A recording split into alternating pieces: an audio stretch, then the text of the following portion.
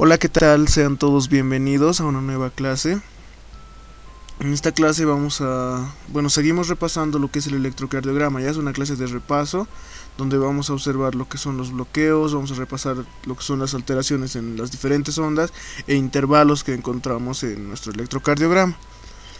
Una vez más les aclaro y les digo que el curso completo de electrocardiograma está subido ya a la página. Pueden verlo, es un taller de 2 horas. Si disponen del tiempo de esas 2 horas, se los recomiendo mucho. Acá vamos a hablar prácticamente, hacer un resumen de lo que les estoy dejando acá, pero el curso completo se los recomiendo mucho, especialmente si están por dar algún parcial, si están en exámenes o para la misma carrera en su totalidad, les va a servir mucho. Muy bien, entonces comencemos con este resumen ya. Bueno, entonces, recordando lo que ya hemos visto en el curso, lo vamos a hacer acá un poco más rápido. Estamos hablando del sistema, debemos recordar antes, el sistema de conducción eléctrica del corazón. Muy bien, recordemos, el latido inicia en el nodo sinusal o nodo sinoatrial. De ahí pasamos con los haces internodales, tanto a las aurículas como izquierda como derecha. De los haces internodales, la comunicación eléctrica o la activación eléctrica va a pasar al nódulo auriculoventricular o atrioventricular, ¿ok? La mayoría le llamamos auriculoventricular, mejor si recuerdan ese nombre. ¿Por qué? Porque te comunica tanto aurícula y ventrículo, está justo al medio. Después del nodo auriculoventricular pasamos a las de His, de las de His pasamos a las ramas tanto izquierda como derecha de las de His y por último a las fibras de Purkinje. Muy bien, entonces la activación eléctrica, como les dije, va a tomar este sentido. Va a ir en este orden normalmente: nodo sinusal, haces internodales a las aurículas, nodo auriculoventricular, haz de His, ramas de las de His y las fibras de Purkinje. Muy bien, entonces estas activaciones eléctricas las vamos a ver en el electrocardiograma, obviamente. Y las activaciones eléctricas que tengan donde haya paredes musculares, como por ejemplo en aurícula y ventrículo, vamos a tener ondas bastante prominentes, ya sean positivas o negativas, con deflexiones positivas o negativas. ¿Pero por qué? Porque estos, como les dije y les recalco una vez más, tienen paredes musculares, las cuales van a aumentar el voltaje que vamos a ver en nuestro electrocardiograma. Muy bien, entonces en el electrocardiograma, recordemos, tenemos una onda P, un complejo QRS y una onda T. Muy bien. Acá lo importante, el nodo sinusal, ¿dónde está en el electrocardiograma?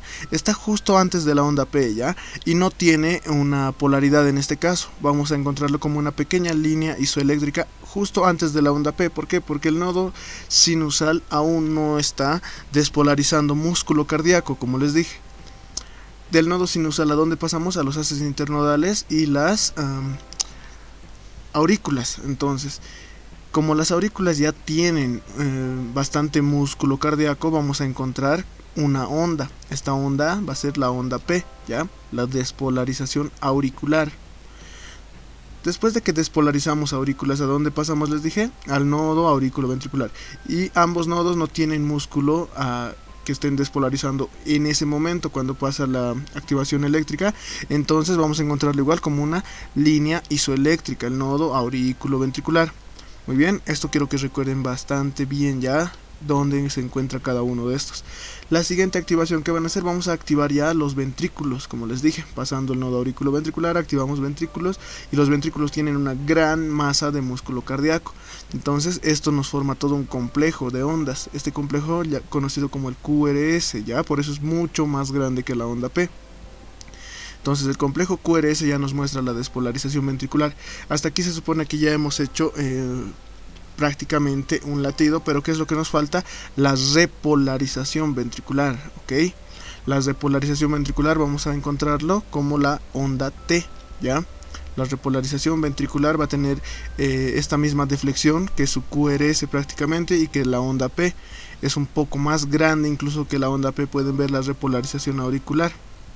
Muy bien, ¿esto por qué? Porque, como les dije, hay mucho músculo cardíaco en ventrículos. Entonces, si hacemos la repolarización ventricular, me dirán, debería ser al contrario que la despolarización, la repolarización, la onda. Esto igual quiero que recuerden algo, está súper explicado en el taller que les di, pero acá en términos rápidos vamos a decir que la onda T o la repolarización ventricular, ¿por qué se da esta onda T que va paralelo a la P y al QRS? Prácticamente igual, teniendo esta deflexión positiva, porque en ventrículo al momento de hacer la repolarización, y esto solo sucede en las células cardíacas, va a haber una isquemia fisiológica, ¿ya? Eso quiero que recuerden, hay una isquemia fisiológica, por eso encontramos una onda T. Muy bien, entonces una vez más repasemos rapidito. Antes de la onda P, isoeléctrico, nodo sinusal. La despolarización ventricular, onda P. El nodo auriculoventricular, su activación va a ser igual, isoeléctrico. El complejo QRS, la despolarización ventricular, y la repolarización ventricular, la onda T. Muy bien. Muy bien, entonces acá vamos a recordar lo que son las medidas y términos en el electrocardiograma. Obviamente ya sabemos qué es lo que significa cada uno de estos, pero debemos saber cuánto miden. La onda P va a medir de alto y de ancho, recuerden, menor a 2.5 milímetros o 2.5 cuadritos, lo que es lo normal. Tenemos después al segmento PR, que es esta onda isoeléctrica, desde el final de la onda P hasta el inicio del complejo QRS. El complejo QRS, el cual de ancho nos debe medir, es bastante delgado el QRS, como pueden ver, de 2 a 2.5 milímetros, es lo normal. Y de alto debe ser menor a 15 milímetros en las derivaciones estándar, o sea D1, D2, D3, ABR, ABF y ABL, y menor a 25 milímetros de alto en las derivaciones precordiales, ya saben, desde B1 hasta B6. Muy bien. El intervalo PR, esto bastante importante, el intervalo PR nos va a sumar tanto a la onda P como al segmento PR, ¿ok? O también podemos decir que el intervalo PR va a ser desde el inicio de la onda P hasta el inicio de la onda R o del QRS. Y esto quiero que se acuerden, ya de 3 hasta 5 milímetros, 3 a 5 cuadritos es lo normal. ¿Por qué? Porque acá vamos a ver en qué momento se dan los bloqueos, especialmente los auriculoventriculares. ¿Por qué? Porque les dije que en esta pequeña partecita, ¿quién se activa? El nodo auriculoventricular. Entonces, si esto se extiende, quiere decir que hay un bloqueo a nivel de ¿qué? Del nodo auriculoventricular. ¿Ok? Esto obviamente quiero que lo entiendan por lógica. Ahorita lo vamos a explicar un poco más en detalle. Pasando el QRS, sabemos que hay un punto J que tiene que ser igual a que tiene que ser terminando el complejo QRS, y debe ser el comienzo de una línea isoeléctrica. Muy bien.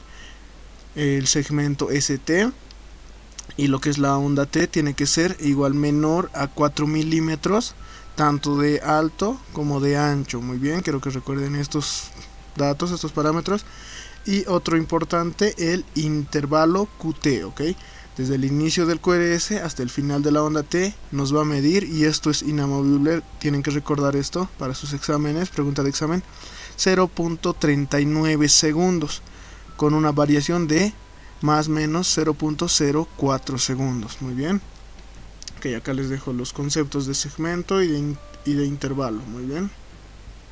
Muy bien, entonces hablemos de la onda P, la primera onda que vamos a encontrar en el electrocardiograma. La onda P, como sabemos, ya les dije, menor a 2.5 cuadritos tanto de alto como de ancho. La primera mitad de la onda P nos va a dar o nos va a mandar a la aurícula derecha, nos indica lo que está sucediendo en la aurícula derecha, y la segunda mitad lo que pasa en la aurícula izquierda. ¿Qué quiere decir esto? Que si hay alteraciones en la primera mitad, hay alguna alteración igual en la aurícula derecha, y si hay alguna alteración en la segunda mitad, hay alguna alteración en la aurícula izquierda. Muy bien, acá los ejemplos: una onda P normal, su QRS, su onda T, ¿no es verdad? Un electrocardiograma normal. Acá dos electrocardiogramas con una onda P que es diferente. ¿Qué les dije? Menor a 2.5 cuadritos de alto y de ancho. Acá contemos, ¿qué tiene el primero? 1, 2, 3, 4 cuadritos de alto prácticamente, entonces está fallando. Pero 1, 2, 2 y medio de ancho, estaría bien a lo ancho. Entonces, ¿qué quiere decir? Que no está fallando la aurícula izquierda. ¿Quién nos está dando esto? ¿Quién nos está fallando? ¿Quién tiene lo que es la alteración sería la aurícula derecha. La aurícula derecha está teniendo una alteración. Entonces, si vemos que hay una alteración, que necesitamos más voltaje, ¿qué vamos a pensar? Que la aurícula derecha está hipertrofiada, ¿no es cierto? Si hay más voltaje está hipertrofiada. Entonces, igual ya por lógica debemos pensar, si está hipertrofiada la aurícula derecha, ¿qué es lo que puede haber? Una estenosis tricuspidea. Muy bien, esto, o sea, ya pensando en diagnósticos. Y la segunda onda P, acá veamos. Es una onda P prácticamente con dos ondas y es mucho más larga de lo normal, pero veamos lo que les dije. Menor a 2.5 cuadritos de alto. Vemos 1, 2. Está bien, es menor a 2.5 cuadritos de alto, pero es de ancho, ¿cuántos? 1, 2, 3, 3 y medio, entonces mayor a 2.5 cuadritos de ancho. ¿Qué quiere decir? Que la aurícula izquierda, por eso se está alargando, es la que está fallando acá. Y esta ya sería, nos estaría indicando esta onda P que hay alguna alteración en la aurícula izquierda. Igual lo mismo, estaría tal vez hipertrofiada y hubiese una estenosis, pero ya en la aurícula izquierda, ¿cuál sería? Una estenosis mitral. Entonces esta se va a llamar una onda P picuda, y recuerden, P picuda pulmonale, PPP, ok. La P picuda pulmonale, la que te indica que hay tal vez, o sea, una alteración en la, perdón, no tal vez, sino hay una alteración en la aurícula derecha y tal vez puede ser una estenosis tricuspidea. Y la segunda se va a llamar una P mellada. Parece una M, ¿no es verdad? P mellada, PMM, P mellada, o que también puede haber P mitral se llama, o como les dije, igual hay una estenosis mitral, puede estar ocurriendo como diagnóstico. Muy bien. Siguiente a la onda P que les dije, vamos a tener un segmento PR, pero el segmento PR no lo vamos a contabilizar, debemos contabilizar para lo que es la interpretación del electrocardiograma todo el intervalo PR, ¿ok? Entonces el intervalo PR es de 3 a 5 milímetros, o sea, de 3 a 5 cuadritos. Las alteraciones donde haya menos de esto o más de esto, ya estaríamos diciendo que hay una patología que no es normal, ¿ok? Entonces veamos, ¿qué es lo que podemos encontrar? Por ejemplo, acá en este electrocardiograma vemos que comenzamos en la onda P a contar los cuadritos. 1, 2, 3, 4, 5, 6, 7. 7 cuadritos. ¿Qué diríamos? Siempre, esto quiero que recuerden igual, siempre que encontremos que está mucho más largo, mucho más ancho, ¿ok? Mucho más de lo normal en el parámetro de tiempo, o sea que nos toma más tiempo recorrer esto, porque acá debería tomarnos solo, si fuera 5 cuadritos, 0.20 segundos. Acá contemos cuánto nos toma: 0.4, 8, 12, 16, 20, 24, 28, prácticamente 0.28 segundos. Está tomándonos más tiempo recorrer lo que es esta activación eléctrica. Entonces, ¿dónde está el problema? Vemos que la onda P está normal. El problema estaría entonces en el segmento PR. Y el segmento PR, acá, ¿qué es lo que les dije? ¿Quién se activa acá? El nodo auriculoventricular. Por eso viene acá su nombre. Es un bloqueo auriculoventricular. En este caso es uno de primer grado. Ahorita en la siguiente diapositiva les voy a explicar cómo son los grados, cómo se dividen y cómo reconocerlos, ¿ya? Pero lo que quiero que reconozcan primero acá es que hay una alteración en este segmento, ¿ok? En el lugar donde el nodo auriculoventricular debería tener prácticamente unos 2 cuadritos a lo mucho, 2 a 3 a lo mucho. Acá estamos viendo que hay una extensión de este y por lo mismo, por lo consiguiente, todo el intervalo PR se está alargando. Entonces, acá podemos ver que tiene, como les dije, 7 cuadritos. Es mucho más a los parámetros normales, ¿ok? Hay un bloqueo. Ahora, ¿qué es lo que pasa si encontramos que tiene menos cuadritos que 3? Como por ejemplo acá, el intervalo PR, vamos a ver que solo tiene 1, 2. Y ya tenemos nuestro QRS 1, 2. ¿Qué estaríamos diciendo? Acá ya no hay un bloqueo, sino que está pasando la activación eléctrica mucho más rápido de lo normal. Entonces esto le vamos a llamar un síndrome de preexcitación, o lo que también lo vamos a conocer como o lo van a decir sus docentes, les van a explicar y les van a hacer esta pregunta que es de examen, cuando hay un síndrome de preexcitación, o como se le conoce como un Wolff-Parkinson-White, ¿ok? Muy bien, entonces, como les dije, acá vamos a repasar lo que son los bloqueos, los patrones de bloqueos auriculoventriculares. Entonces, una vez más, el intervalo PR tiene que ser de 3 a 5 milímetros, 3 a 5 cuadritos pequeños. Muy bien, entonces veamos el primer bloqueo, ¿ya? El intervalo PR, ¿cuánto es acá? Es lo que vimos ahorita, 7 cuadritos. Acá igual 7, acá igual 7. Tienen la misma cantidad de cuadritos. ¿Son más que 5? Sí, son 7, son más que 5. Entonces, si todos estos son iguales, tienen el mismo patrón, todos los latidos tienen la misma cantidad de cuadritos en el intervalo PR y estos van a ser mayores a 5, vamos a decir que este es un bloqueo auriculoventricular de primer grado. ¿Y por qué auriculoventricular? Porque les dije, esta parte justo antes de lo que es el QRS, entre la onda P y el QRS, el segmento PR, ¿qué es lo que nos indica? La activación del nodo auriculoventricular. Y si estamos tomando más tiempo de lo normal, ¿qué quiere decir? Que hay un bloqueo en esta activación, ¿ok? Por eso se llama bloqueo auriculoventricular. Y ahora el de primer grado, como les dije, es cuando tenemos más de 5 cuadritos, pero son idénticos en todos los latidos. El bloqueo auriculoventricular de segundo grado también se llama Movitz 1, eso recuerden, de segundo grado Movitz 1, porque hay dos bloqueos de segundo grado, ¿ya? El Movitz 1, bloqueo auriculoventricular de segundo grado Movitz 1, se los voy a repetir varias veces para que recuerden, es cuando comenzamos en un latido con un intervalo PR normal, como podemos ver acá, 1, 2, 3 cuadritos. Al siguiente latido, 1, 2, 3, 4, 5, aún sigue siendo normal. El tercer latido, 1, 2, 3, 4, 5, 6, 7. Ya alargamos, como podemos ver, hay un patrón de alargamiento. Prácticamente entre cada latido, el siguiente y el siguiente, el intervalo PR va creciendo hasta que una onda P ya no nos va a conducir a un QRS. Como pueden ver, una onda P ya no conduce al QRS y volvemos al mismo patrón.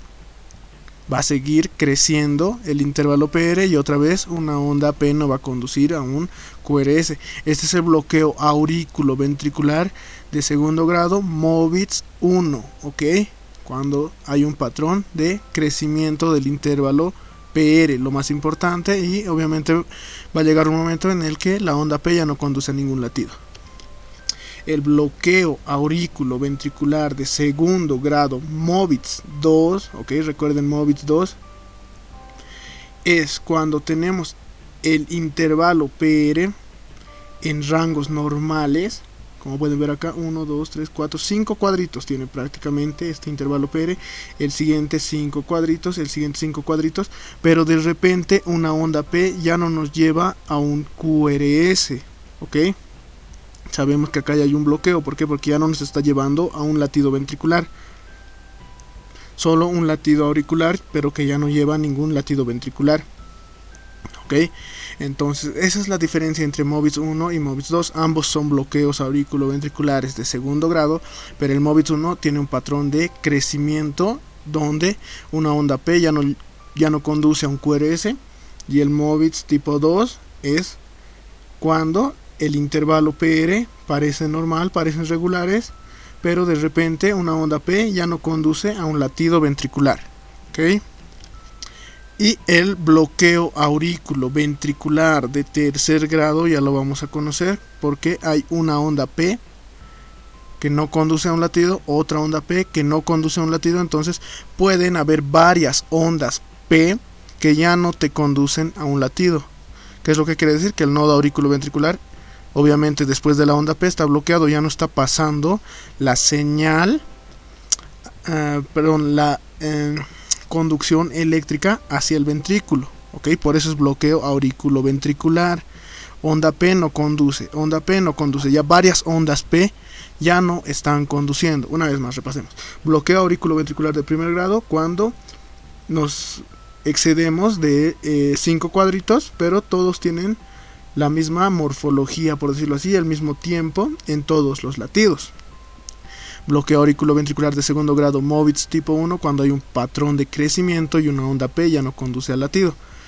El bloqueo auriculoventricular de segundo grado Movitz 2 cuando los intervalos P parecen normales, pero llega una onda P que ya no conduce al latido. Una onda P, conste, les estoy mostrando acá. Y el bloqueo auriculoventricular de tercer grado es cuando varias ondas P ya no te conducen a latidos ventriculares, ¿ok? Esto así de manera resumida, lo más fácil para que se puedan acordar, muy bien. Ok, ahora hablemos de lo que es el complejo QRS. De ancho 2 a 2.5 milímetros, de alto ya les dije menor a 15 milímetros en derivaciones estándar y en derivaciones precordiales menor a 25 milímetros. Acá por ejemplo, ¿qué es lo que podemos ver? Que nuestro QRS está bastante alto, como podemos ver en B2, entonces tiene 1, 2, 3, 4, 5, 6, 7 cuadros grandes, eso sería 35 milímetros, que les dije que tiene que ser menor a 25 milímetros en derivaciones precordiales. Entonces, cuando vemos que hay una alteración en el voltaje, o sea en la altura, esto es el voltaje es la altura, tiempo es lo que es hacia el horizontal, vertical voltaje, horizontal tiempo. Entonces, ¿qué es lo que sucede si verticalmente hay una alteración? Quiere decir que hay una hipertrofia. Y el QRS, ¿qué significa qué es lo que significa que qué estamos haciendo en el QRS? Despolarización ventricular. Entonces el ventrículo está con una despolarización muy alta, necesita mucho voltaje. ¿Qué quiere decir esto? Que el ventrículo está hipertrofiado. Muy bien. Y acá tú ya puedes deducir que es de la cara septal, ¿no es verdad? Porque esto igual ya les indiqué en el taller de electrocardiograma cada una de estas derivaciones que cara del corazón te muestra, ¿ok? Acá lo que quiero que se acuerden, lo importante, si excedemos el voltaje, hay una hipertrofia. Ahora, si excedemos no el voltaje, sino excedemos la cantidad de tiempo, o sea los cuadritos horizontalmente, siempre, como les dije, del intervalo PR, si excedemos hay un bloqueo. Lo mismo, si excedemos el tiempo del QRS, igual hay un bloqueo. Muy bien, entonces, ¿qué les dije? De 2 a 2.5 milímetros lo normal. Este QRS, ¿de cuántos es? Vamos a ver, 1, 2, 3, 3 y medio. ¿Es superior a esto? Sí, entonces hay un bloqueo acá. Acá igual, contemos, 1, 2, 3, 3 y medio. Es un bloqueo ventricular, no sabemos aún de qué rama. Muy bien, pero lo que quiero que se acuerden es que hay unos patrones, ¿ok? Este es el patrón del bloqueo ventricular, sería en este caso, ¿no es verdad? Bloqueo, pero en la rama derecha, ¿ya? Este es el patrón, quiero que se acuerden. Y en acá igual vamos a ver. Siempre lo vamos a ver en las derivaciones precordiales, por si acaso, en B1, B2, B5 y B6, pero más en B1 y B6, ¿ya? Estos patrones que les estoy diciendo. Acá abajo igual. Como podemos ver, 1, 2, 3 y medio cuadritos, 1, 2, 3 y medio prácticamente. ¿Es mayor? Sí. Entonces, como estamos tomando más tiempo en el QRS, ¿qué quiere decir? Que hay un bloqueo de alguna rama. Este es el patrón del bloqueo de la rama izquierda, ¿ok? Y ahora, para que se acuerden de manera más fácil, como les dije, vamos a contar siempre los cuadritos, ¿ya? ¿Es bloqueo? Sí, es bloqueo. ¿Es bloqueo? Sí, es bloqueo. Ya sabemos que es un bloqueo, pero no sabemos cuál es cuál. Entonces vemos, en el primero, si tenemos el patrón en orejitas de conejo, pueden ver, parece, ¿no es verdad? O sea, no es exactamente orejitas de conejo, pero se parece. Y esto, orejitas de conejo en B1 y B2, vamos a decir que es un patrón de bloqueo de rama derecha. Y si vemos en B5 y B6 igual, este patrón, como podemos ver, que parece un tobogancito que va creciendo, un tobogán, vamos a decir igual, que es un bloqueo de rama derecha. O igual, de la misma manera, pueden aparecer los dos. en B1 esta forma y en B6 esta forma, lo mismo, ya estarías más que seguro que es un bloqueo de rama derecha. Y si te aparece solo en B6, igual hay electrocardiogramas que te aparecen solo en B6, pero no te aparecen las orejitas de conejo, igual lo vas a tomar como un bloqueo de rama derecha, pero ya estaríamos viendo que una cara del corazón está más alterada que la otra. Ahora, el siguiente patrón, vamos a llamarle el patrón en cono de helado y en orejitas de Batman u orejitas de gato, ya no de conejitos, sino orejitas de gato. Muy bien. Este patrón de un conito de helado en B1 y orejitas de Batman en B6 nos va a indicar un bloqueo de rama izquierda en ese caso, ¿ya? Acá vamos a mostrar ahorita un ejemplo, pero esto, acuérdense, por favor, tomen nota, porque siempre van a encontrar prácticamente este patrón, les va a salir varias veces en sus electrocardiogramas. Muy bien, entonces acá para ver un ejemplo, quiero que recordemos esto de manera rápida, ya está en el taller, está súper explicado de dónde salen todas las ondas, por qué son los vectores y todo eso, pero acá solo recordemos ya que en las derivaciones precordiales vamos a tener este tipo de morfología, este tipo de crecimiento del QRS, ya. Lo normal, el QRS en B1 va a estar negativo, B2 un poco menos negativo, B3 ya yéndose a isodifásico, positivo y negativo, B4 positivo, B5 positivo, B6 positivo, y obviamente todos menores a 2.5 cuadritos, ¿ya? Esto es lo normal que tienen que buscar en las QRS en lo que es las derivaciones precordiales. ¿Por qué? Porque el QRS es el que nos manda el latido ventricular, ¿no es verdad? Entonces, si el QRS está alterado, vamos a decir que hay un bloqueo de rama, como dijimos. Si es que está alterado el ancho, si es que está alterado el alto, va a ser una hipertrofia, ¿ya? Muy bien, entonces veamos este electrocardiograma. Primero, B1 a B5 podemos ver que obviamente vemos que hay un bloqueo en los QRS. Incluso en las anteriores derivaciones vamos a ver que son los QRS mayor a 2.5 cuadritos, son prácticamente 5 cuadritos, eso es mucho mayor, ¿no es verdad? Entonces decimos que hay un bloqueo. ¿Qué tipo de bloqueo? Entonces acá ya vamos a ver los patrones, como les dije. ¿Qué patrón estamos viendo acá? Uno, podemos ver el patrón en orejitas de Batman en B5 y B6. Y en B1 y B2, ¿qué patrón estamos viendo? El de conito de helado, ¿no es verdad? Entonces, ¿cuál les dije que era eso? El bloqueo de rama izquierda.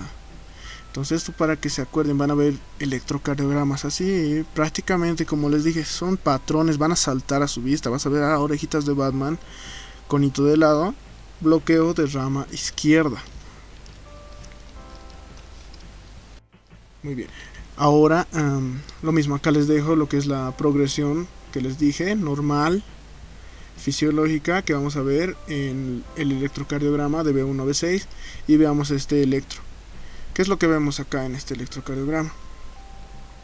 El QRS, obviamente, si estamos hablando de bloqueos, fíjense eso, primero que nada. Veamos, ¿cuántos cuadritos tiene nuestro QRS? 1, 2, 3, prácticamente 4 cuadritos. Entonces, ¿qué quiere decir? Que hay un bloqueo, ¿ok? Porque el QRS está más ancho, entonces, ¿qué decimos? Hay un bloqueo. Pero, ¿qué tipo de bloqueo? En este caso, ¿qué patrones les dije que vamos a buscar? El de orejitas de conejo. Y como les dije, no va a ser siempre exacto, pero miren, pueden ver acá una pequeña orejita, una grande. Lo mismo en B2 hay dos orejitas, entonces vamos a decir que aquí hay orejitas de conejo. ¿Por qué? Porque el otro patrón era, recuerden, el de conito de helado. No vemos acá conito de helado, vemos orejitas de conejo. Y en B5 y B6, ¿qué es lo que vemos? El tobogancito que les dije. Hay un tobogancito. Entonces, ¿qué patrón es? Para que se acuerden, el patrón del bloqueo de rama derecha. ¿Ok? Súper, si están entendiendo. Bueno, espero que estén entendiendo esto. Muy bien, entonces acá vamos a ver el segmento ST y el punto J ahora, siguiendo al QRS. ¿Qué les dije? El complejo QRS y el punto J va a marcarnos la finalización del QRS. Y cuando finaliza el QRS tiene que ser isoeléctrico, o sea que no tiene que tener ni deflexión positiva ni deflexión negativa. ¿Ok? El punto J nos indica el inicio del segmento ST, que debe ser isoeléctrico. Muy bien. ¿Y esto por qué es importante? Porque en los infartos este ST, este segmento ST, no va a ser isoeléctrico como podemos ver acá, o va a estar 1 elevado, como podemos ver acá, está elevadísimo. Debería ser isoeléctrico, debería estar a la par de estos, ¿no es verdad? Pues no, está elevado. El punto J lo estaríamos viendo acá, punto J lo estaríamos viendo acá. Entonces acá estaríamos hablando de una elevación. Y acá, ¿qué es lo que sucede? El QRS terminal, punto J lo vemos acá.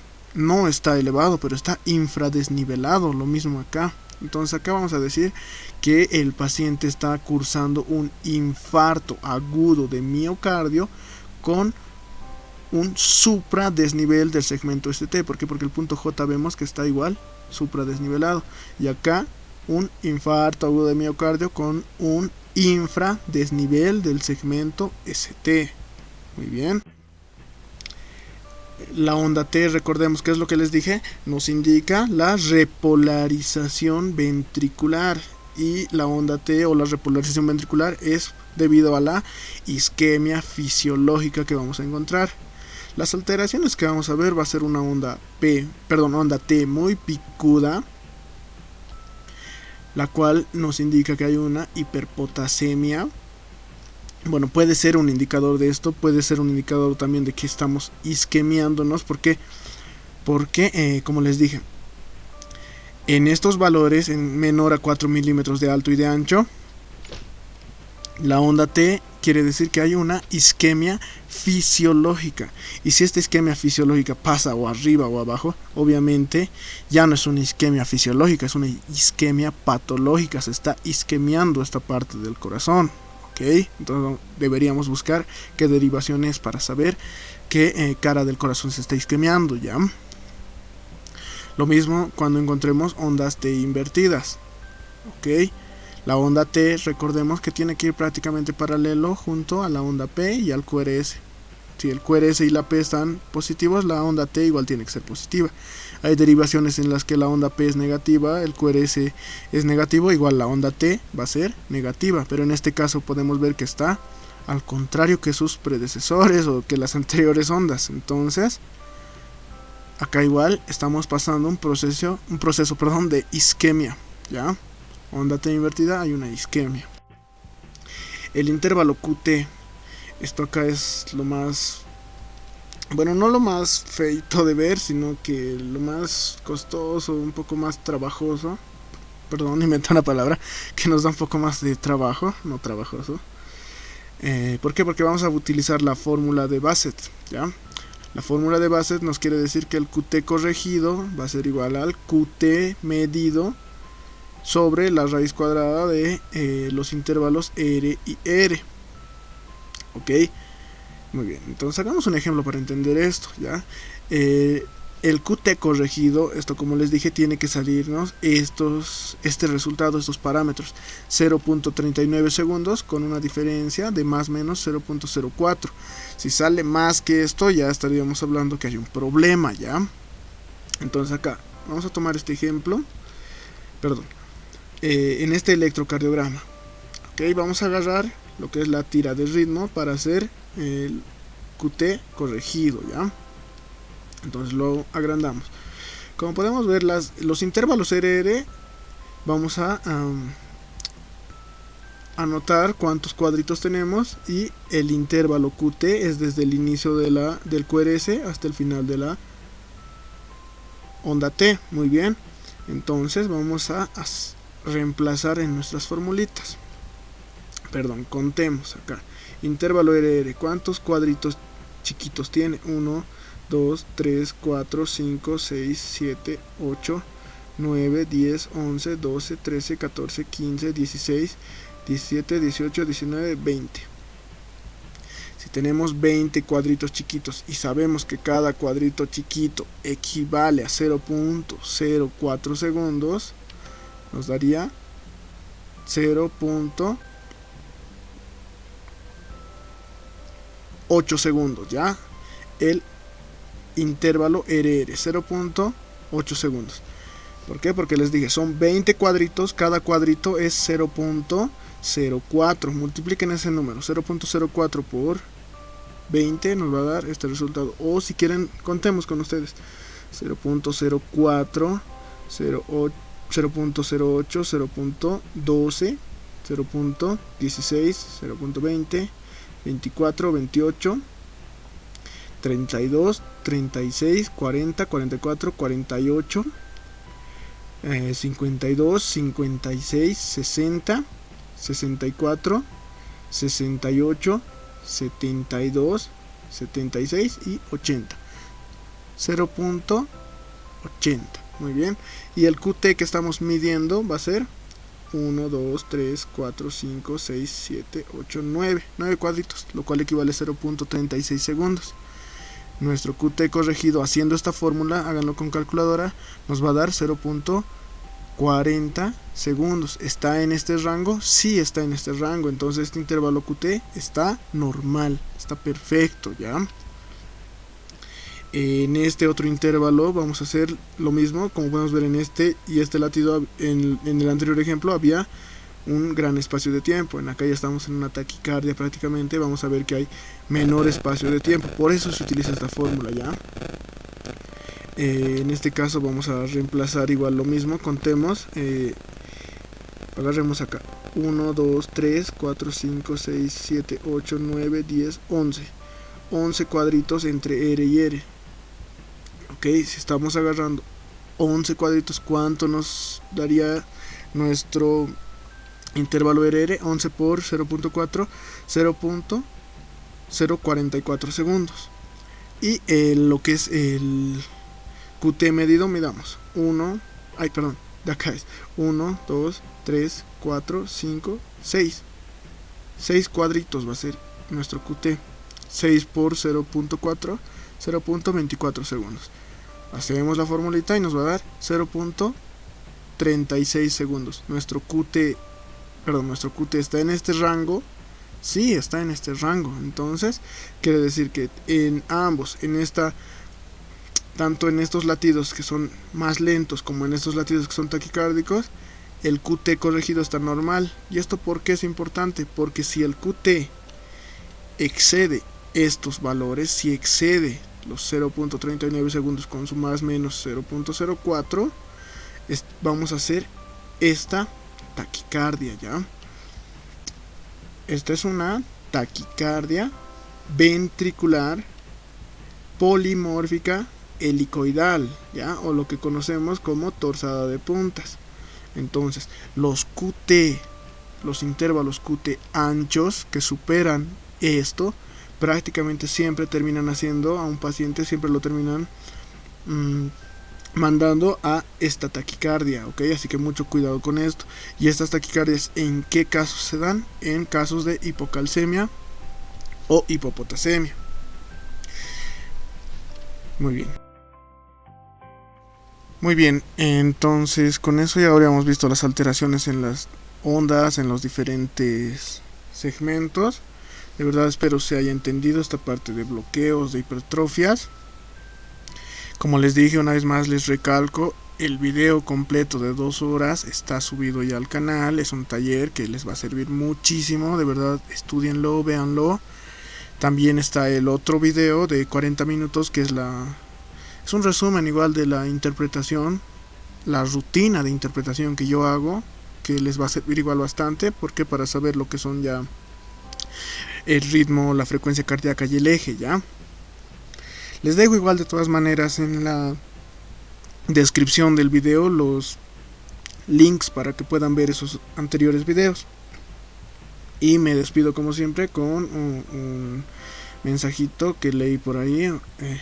Un gran remedio es un corazón alegre. ¿Qué quiero decir con esto? ¿Qué quiere decir? Que traten siempre de mostrarle la mejor cara a su paciente. Su paciente está pasando por problemas, su paciente siempre va a tener problemas por algo, está yendo al médico, le va a doler algo, tiene problemas de salud. Entonces, si tratas al menos de recibirlo con una sonrisa, de animarlo, vas a ver que le ayudas mucho, aunque que tenga el corazoncito alegre, que él también se ponga alegre. Y vas a ver que este paciente va a llevar mucho mejor su tratamiento. ¿Ok? Muy bien, entonces si te ha gustado el video, por favor te pido que te suscribas o al canal de YouTube, le des un like a la página de Facebook, ¿ya? Conmigo hasta la siguiente clase. Nos vemos.